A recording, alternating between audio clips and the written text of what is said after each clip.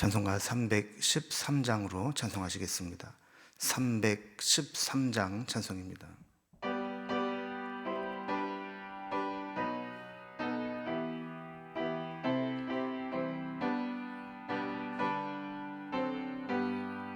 내 임금 예수 내 주여, 이 죄인이 주님 앞에 한없는 은혜 받고서 내 생명 모두 드리오니, 그 풍성하신 은총을 주 내게 내려주소서.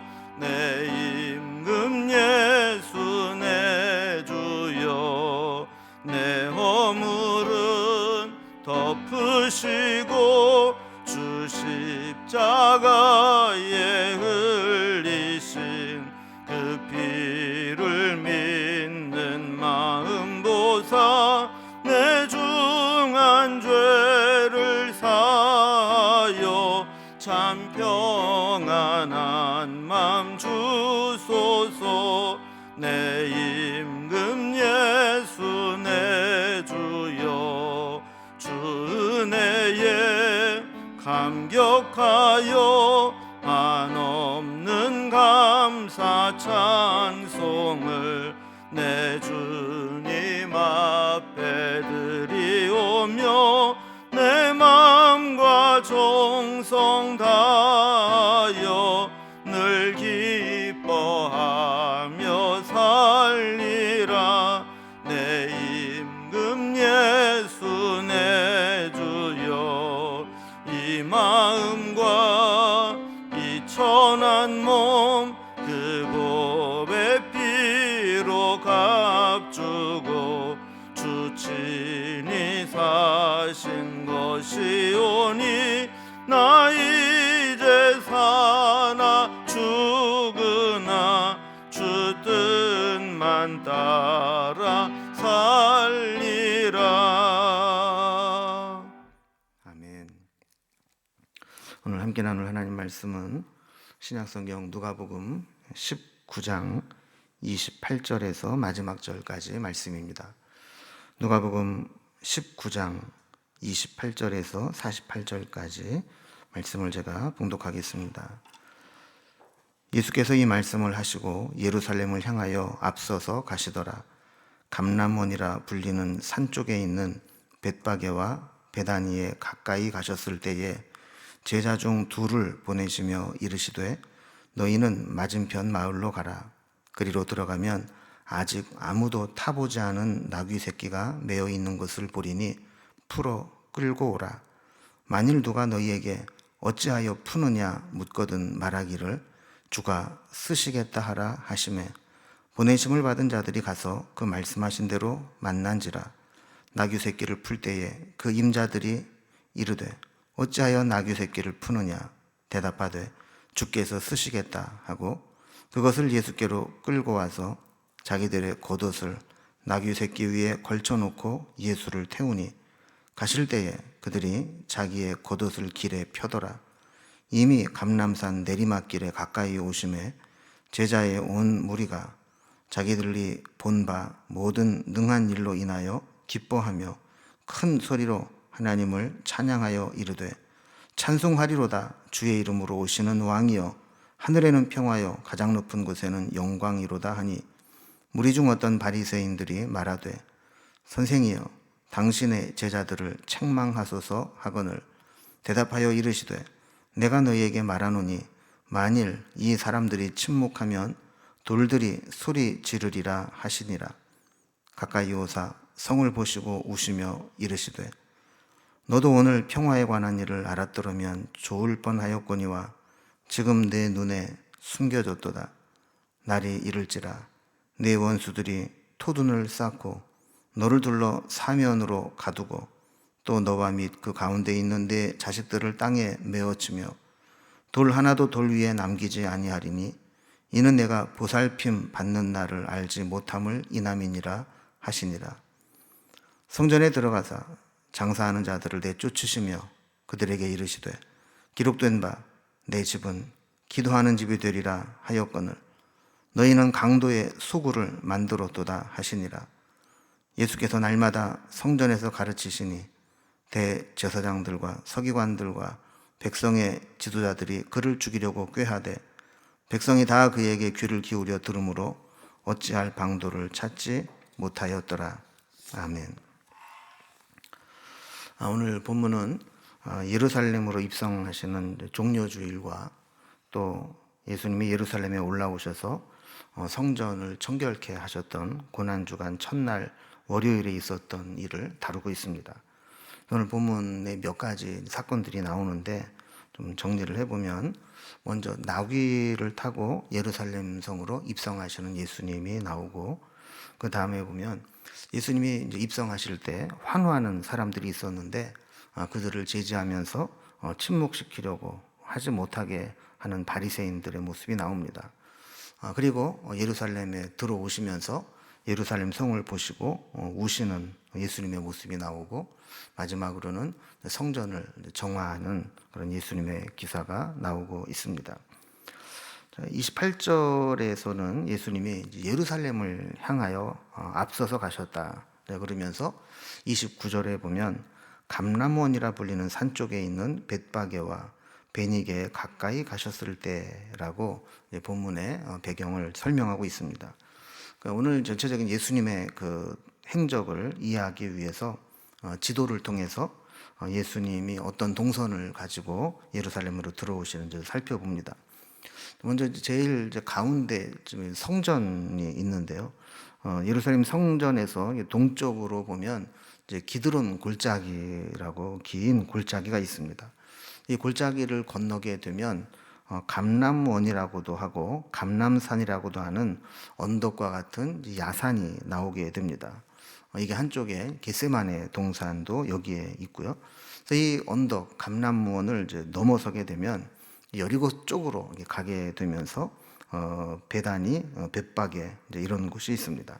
오늘 본문에 보면 베다니와 벳바게를 지나서 이 감람원이라는 감람산으로 내려가서 기드론 골짜기를 건너 예루살렘으로 들어가시는 그런 동선으로 되어 있습니다.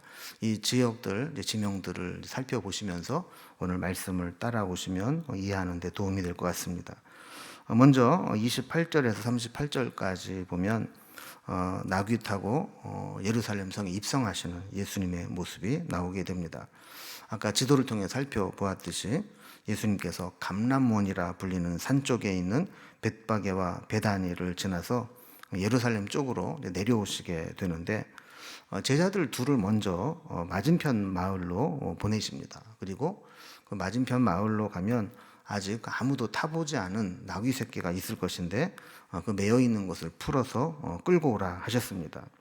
그러면서 주인이 어찌하여 나귀 새끼를 푸느냐 이렇게 물으면 주께서 쓰시겠다 이렇게 대답하면 된다 이렇게 일러서 보내게 됩니다. 제자들은 말씀대로 건너편 마을로 갔더니 진짜 그 나귀 새끼가 매여 있었고 그 나귀 새끼를 푸는데 주인이 왜 푸느냐 그래서 주께서 쓰시겠다 그랬더니 내어주었던 모습을 보게 됩니다. 이렇게 나귀 새끼를 이제 끌어온 예수님의 제자들은 예수님을 그곳에 태워서 오기 위해서 보니까 한 번도 사람을 태워본 적이 없는 나귀였기 때문에 안장도 없고 사람을 태울 만한 준비가 하나도 안 돼 있었습니다. 그래서 자기의 겉옷을 펴서 나귀 위에 걸쳐놓고 예수님을 타시게 했죠. 그리고 가시는 길에 양탄자 대신 자신들의 옷을 벗어서 깔아놓고 예수님을 태워서 갔습니다.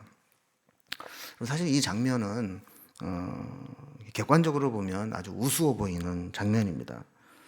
이 나귀라는 동물 자체가 이렇게 좁고 또 험한 길을 이동하는 수단으로 쓰기 위해서 개량한 종자를 개량을 하다 보니까 이게 뭐 이렇게 큰 말이 아니라 그냥 아주 작은 그런 이제 나귀입니다. 근데 여기에 아직 한 번도 사람을 태워보지 않은 새끼다 그러면 얼마나 작겠습니까? 그래서 이 새끼 나귀 정도 되면 사실 어른이 거기에 올라타면 발이 땅에 끌릴 정도로 그렇게 볼품없는 작은 나귀입니다. 더군다나 이 어린 나귀는 아직 힘을 써보지 않았기 때문에 예수님과 같은 성인을 태우고 가면 아마 적지 않게 비틀거리면서 어정쩡하게 갈 수밖에 없었을 겁니다. 예수님은 이제 평소에도 절기가 되면 제자들을 데리고 예루살렘 성에 올라오셨는데 이번 예루살렘 입성은 평소와 다른 두 가지가 있었습니다. 하나는 이렇게 어울리지 않는 나귀 새끼를 타고 예루살렘 성으로 내려오셨다라는 것이고, 또 하나는 이때 백성들의 엄청난 환호를 받으면서 오셨다라는 겁니다. 37절에도 보면 이미 감람산 내리막길에 가까이 오심에 제자의 온 무리가 자기들이 본 바 모든 능한 일로 인하여 기뻐하며 큰 소리로 하나님을 찬양하여 그랬습니다. 그러니까 예수님이 이제 그동안 지금까지 오시면서 가르치신 사건, 병자를 고치고 오병의 기적을 행하시고 귀신을 내어쫓고 기적을 베푸시고 이런 일들을 통해서 백성들은 예수님이 보통 분이 아니다라는 것을 알게 되었고, 그 예수님이 혹시 메시아가 아닐까, 우리를 구원할 자가 아닐까 하면서 호산나 우리를 구원하소서 이런 찬양을 부르기도 하고, 또 예수님을 이제 환호하면서 영접을 했던 겁니다. 오늘 본문에 보면 그 찬양의 내용이 하늘에는 평화요 가장 높은 곳에는 영광이다 이렇게 찬양을 했다 그랬습니다. 자, 그렇다면 왜 예수님은 이렇게 평소와 다르게 십자가를 앞두고 예루살렘으로 올라가시면서 나귀 새끼를 타고 가셨을까? 또 감람원 쪽으로 특별히 이렇게 오셨을까 하는 건데, 성경을 구약 성경을 보면 예수님이 그렇게 하신 이유를 우리가 알게 됩니다. 예수님에 대해서 예언을 한 선지서들이 여러 군데 있는데, 특별히 스가랴서 14장 4절에 보면 예수님의 이런 예언이 있습니다. 그날에 그의 발이 예루살렘 앞 곧 동쪽 감람산에 서실 것이요 그랬습니다. 그러니까 구약에 메시아가 서신 곳이 감람산이고 그곳에서부터 예루살렘 쪽으로 오실 것이다 라는 예언을 성취하기 위해서 예수님은 감람원이라는 산에서 내려오신 거죠. 또 스가랴서 9장 9절에 보면 내 왕이 내게 임하시나니 그는 공의로우시며 구원을 베푸시며 겸손하여서 나귀를 타시나니 나귀의 작은 것 곧 나귀 새끼니라 그랬습니다. 자, 그러니까 아까 살펴본 스가랴 14장 4절과 스가랴 9장 9절을 보면 예수님은 구약 성경에 예언된 대로 감람산에 서셨다가 예루살렘 쪽으로 내려오시는데 나귀 새끼를 타고 오셨다라는 겁니다. 예수님의 겸손함을 드러내기 위해서 그랬다는 것이죠. 자, 이 과정에서 보면 예수님은 모든 것을 다 준비해 놓고 제자들에게 나귀 새끼를 풀어오라 했던 것을 보게 됩니다. 제자들은 사실 이게 얼토당통한 명령이었지만 순종만 하면 이미 예수님이 다 이루어 놓으신 것을 그냥 행하기만 하면 되었던 것이죠. 주님은 특별히 왕을 위해서 준비된, 아직 누구에게도 한 번도 사람을 태워본 적이 없는 그 나귀를 준비하셨다가 이제 예루살렘 성으로 입성하실 때 스가랴서의 말씀을 이루도록 그 나귀를 불러서 타고 내려오신 것입니다. 자, 그런데 이제 두 번째로 이렇게 해서 내리막길로 이렇게 내려오게 될 때 사람들이 막 환호하고 막 환영을 하게 되는데 그걸 못마땅하게 여기고 바리새인들이 그것을 제지하는 장면이 나오게 됩니다. 그래서 백성들이 큰 소리로 환영을 할 때 어떤 바리새인들은 예수님께 39절에서 이렇게 이야기합니다. 선생이여 당신의 제자들을 책망하소서. 시끄럽다는 얘기죠. 예수님이 지금 어떤 분이시고 지금 어떤 상황에서 또 성경을 구약의 스가랴의 말씀을 이루기 위해서 이렇게 하는 상황을 모르기 때문에 사람들이 뭐 소리를 지르고 환호하고 하는 것이 거북스럽게 느껴졌던 겁니다. 예수님은 성경대로 나귀 새끼를 타고 오셨습니다. 성경을 제대로 알지 못하고 자기 생각대로 하나님을 믿는 사람들은 사실 이런 모습으로 오시는 메시아를 생각조차 못했을 겁니다. 적어도 우리를 구원할 메시아라면 아마 전쟁터에서 타고 다니는 큰 백마를 타고 또 무장을 하고 또 군대를 거느리고 등장을 해야 저분이 우리를 구원할 메시아다 이렇게 여겼을 텐데, 예수님은 오히려 스가랴서의 말씀대로 그냥 뭐 겨우 사람도 태울 수 있을지 없을지 싶은 나귀 새끼를 타고 사람들 옆으로 이렇게 지나오는 것을 볼 때 저런 모습으로 설마 메시아가 올까 이렇게 생각을 했던 것이죠. 그러니까 이걸 보면 이 바리새인들은 마치 자기네들이 성경을 잘 알고 있고 성경을 해석해서 율법을 잘 지키는 것처럼 생각하고 있을지 모르지만, 저들은 사실은 성경을 잘 모르거나 아니면 선택적으로 받아들이려고 하는 모습을 가지고 있었던 것을 보게 되죠. 자신의 기준, 자신의 생각 속에 그리는 메시아의 모습이 아니기 때문에 예수님을 거부했던 겁니다. 자, 이렇게 당신의 제자를 책망하소서라고 하는 자들에게 예수님께서 40절에 보면 이렇게 말씀합니다. 만일 이 사람들이 침묵하면 돌들이 소리 지르리라 그랬습니다. 그러니까 사람이 진실을 알지 못하고 마땅히 해야 될 반응을 보이지 않으면 하나님은 자연을 통해서라도 거기에 반응하고 응답하게 하시겠다는 겁니다. 사실 이런 부분은 하박국 2장 11절에서도 말씀하고 있죠. 담에서 돌이 부르짖고 집에서 들보가 응답하리라.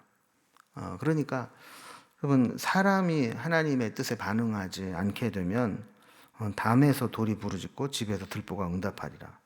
또 이 사람들이 침묵하면 돌들이 소리 지르리라.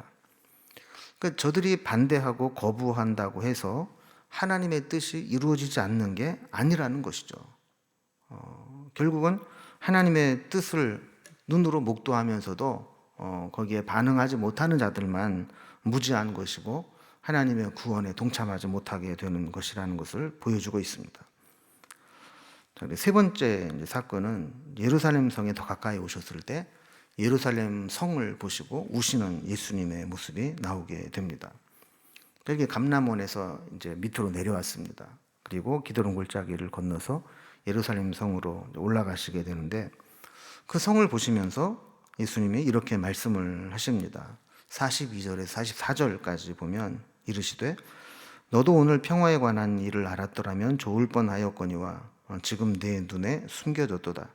날이 이를지라 내 원수들이 토둔을 쌓고 너를 둘러 사면으로 가두고 또 너와 및 그 가운데 있는 내 자식들을 땅에 메어치며 돌 하나도 돌 위에 남기지 아니하리니 이는 내가 보살핌 받는 날을 알지 못함을 인함이니라 하시니라 그랬습니다.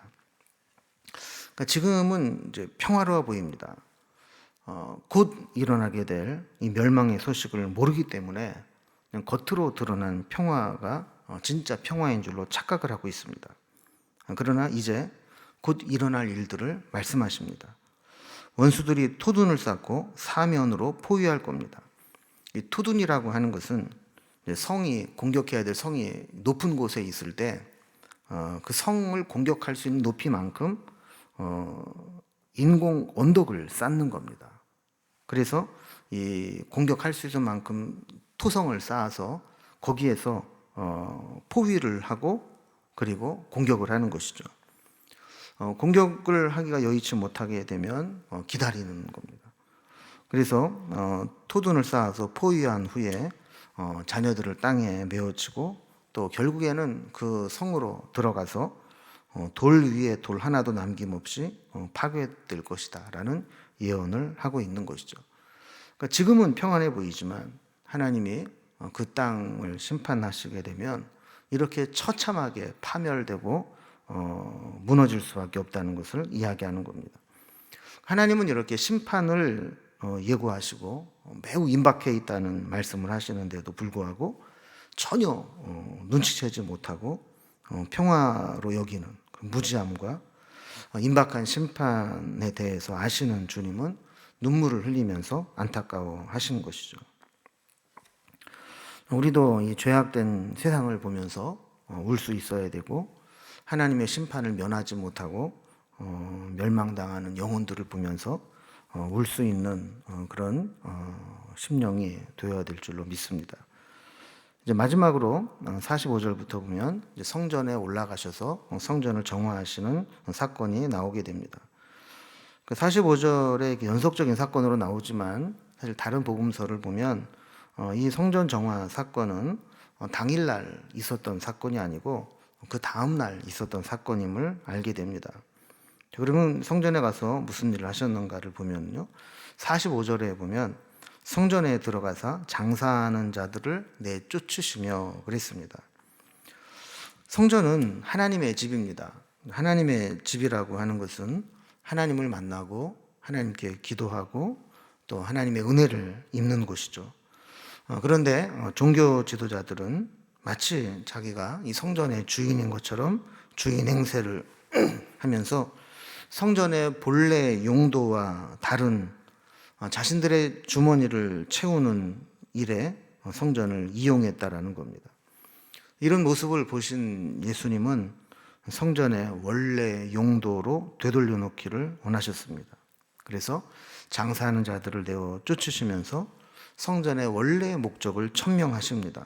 46절에 보면 기록된 바 내 집은 기도하는 집이 되리라 하였거늘 너희는 강도의 소굴로 만들었도다. 성전은 종교 지도자들의 배를 불리는 곳이 아니라 하나님의 백성들이 언제든지 그곳에 나와서 억울함을 풀고 은혜를 받고 기도에 응답받는 곳이라는 곳이죠. 그러나 대제사장들과 서기관들과 백성의 지도자들은 이런 상황들을 보면서도 예수님을 영접하고 예수님께 은혜를 입으려고 하기에는커녕 오히려 예수님을 죽이려고 계략을 세우고 구체적인 모의를 하고 있었습니다. 결국 종교를 이용하려고 하는 자들은 자신의 이익과 기득권을 포기하지 않으려고 하고 교회의 교회다움, 종교의 종교다움, 성전다움을 훼손시키고 있는 것을 보게 되죠. 그러면 우리도 우리의 신앙이 변질되지 않고 우리 신앙의 본질을 잘 지키는 것이 중요합니다. 하나님의 내 집이 기도하는 집이 되리라 하신 것처럼 우리의 신앙생활도 하나님의 자녀답게 하나님의 자녀다움, 교회다움, 성전다움 이런 하나님의 뜻에 합당한 삶을 살아가고 있는지 우리를 돌아볼 필요가 있는 것입니다. 오늘 우리가 원래대로 말하면 종료주일보다 좀 앞서서 본문이 나오긴 했지만 미리 어차피 사순절을 보내고 있으니까 이 주님의 행적들을 우리가 한번 따라가면서 우리 종료주일과 고난주간 계속해서 어떠한 사건들이 있었는지 계속 살펴보면서 우리 자신을 살피고 은혜 받는 시간이 되면 좋겠습니다. 한번 기도하겠습니다. 하나님 아버지, 우리 사순절을 보내면서 우리 주님께서 종료주일로부터 어떤 일들이 있었는가를 누가복음을 통해 살펴보고 있습니다. 주님은 겸손의 왕으로 오셔서 나귀 새끼를 타고 구약의 예언의 말씀을 이루기 위해 오셨던 것을 보게 됩니다. 우리도 오늘 주님을 본받아 겸손하게 하나님의 뜻을 이루는 삶을 살아갈 수 있도록 인도해 주시고 또한 자신의 욕망 때문에 하나님의 그 구원의 은혜를 바르게 보지 못하고 방해하는 그런 모습이 있지는 않은지 돌아봅니다. 늘 하나님의 뜻을 이루는 것을 기쁨으로 여기며 살아가는 저희들이 되게 하여 주옵소서. 또한 주님께서 곧 임박한 심판을 앞두고 있는 예루살렘 성을 보면서 울며 탄식했던 것과 마찬가지로 우리도 죄악된 세상을 보면서 또 죽어져가는 영혼을 보면서 울 수 있는 마음 아파하며 울 수 있는 심령이 될 수 있도록 도와주옵소서. 또한 성전이 성전다워지게, 교회가 교회다워지게, 우리 신앙이 신앙다워지게, 성도들이 성도다워지게 살아갈 수 있도록 우리 믿음의 본질이 회복되는 우리의 모습이 될 수 있도록 인도해 주옵소서. 늘 주님을 바라보고 주님의 뜻을 이루며 살아가기를 소망하오니 주께로 우리를 가까이 불러주시고 주의 뜻을 보여주옵소서. 오늘도 믿음으로 살아가게 하시고 마음에 품은 뜻 기도할 때 응답받는 삶이 되게 하여 주옵소서. 예수님의 이름으로 기도드리옵나이다. 아멘. 각자의 기도의 제목들로 자유롭게 기도하시겠습니다.